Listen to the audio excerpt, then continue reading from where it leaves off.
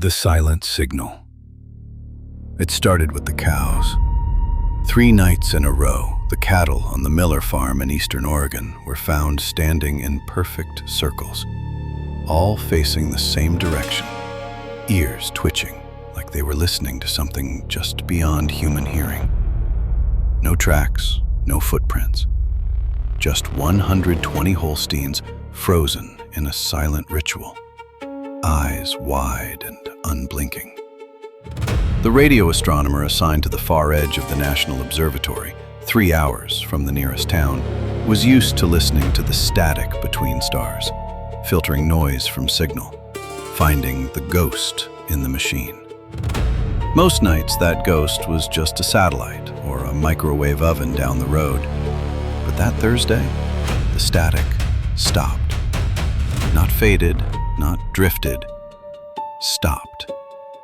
The entire frequency band the astronomer monitored, 1,420 megahertz, the hydrogen line, went dead silent. The kind of silence that feels wet, like ears are underwater.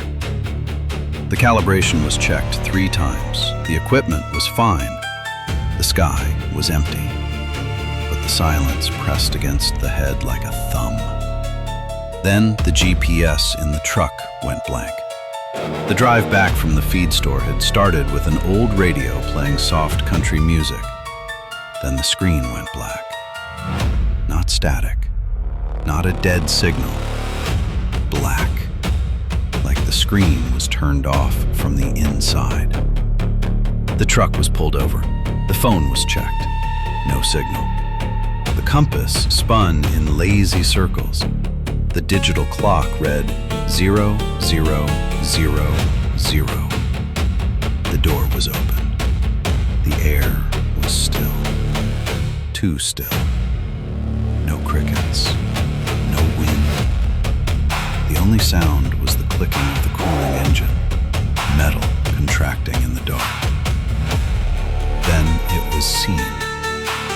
Not a light, not a shape, just a hole in the sky.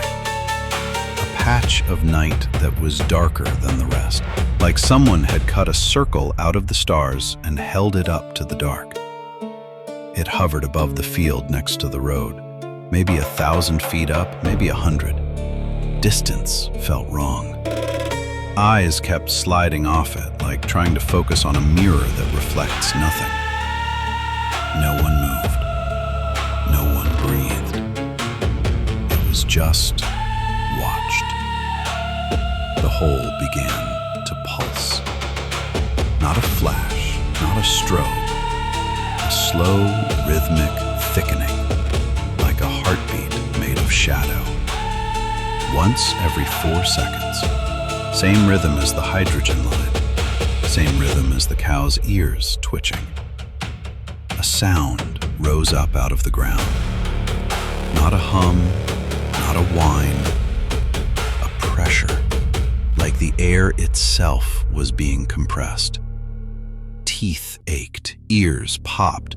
The radio in the truck turned on by itself, all static, no music.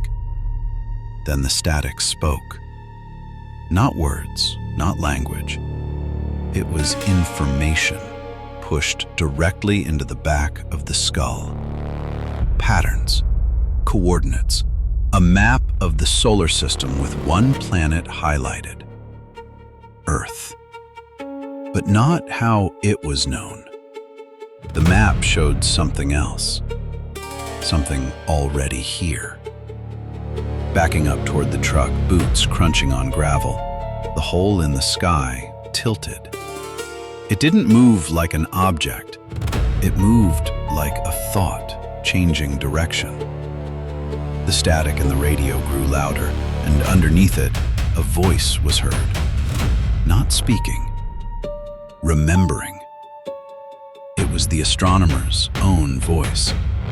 But it was saying things that hadn't been said yet. Things that wouldn't be said for another 20 years. Instructions, warnings, coordinates to a place never visited, a place where the sky is darker. "Don't look directly at it," the voice said, using the astronomer's own throat. "They feed on focus." The truck door was shut. The engine wouldn't turn over. Another try. Nothing. The radio went silent. The hole in the sky stopped pulsing. Then it was gone. Not faded, not flew away. Gone. The stars were back. Crickets started. The GPS flickered on. The radio played Folsom Prison Blues like nothing happened.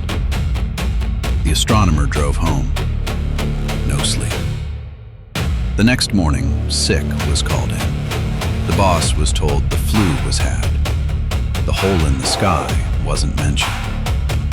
The cows weren't mentioned. The voice in the static that sounded like the astronomer's own, 3 decades older, telling things that couldn't be unknown, those weren't mentioned either. 2 days later, the observatory received an anonymous email. The subject line was just a set of coordinates. The body was a single sentence. "They're not coming. They've already arrived." The email was traced. It came from the astronomer's own account. From tomorrow. The sky is still listened to. Noise is still filtered from signal. But now the search knows what it's looking for. It's not a ship. It's not a light. It's not even a signal. It's a silence so deep it makes teeth ache. It's a hole in the stars that looks back. It's a voice that whispers a name in that same voice, telling things that haven't happened yet. And it's already here. They don't need to land. They don't need to invade. They don't need to show themselves. They just need people to listen. And now they do.